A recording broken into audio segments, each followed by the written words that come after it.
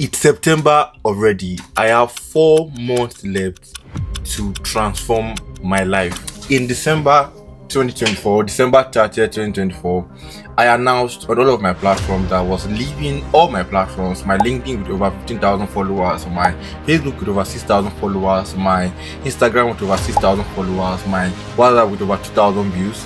All my platforms I announced on my social, my X with about 1,000 followers. I left all of my platforms and I announced that I was not going to show up for at least 1 year. Now this is September of 2025 and I've not shown up on all of my platforms for the past 9 months.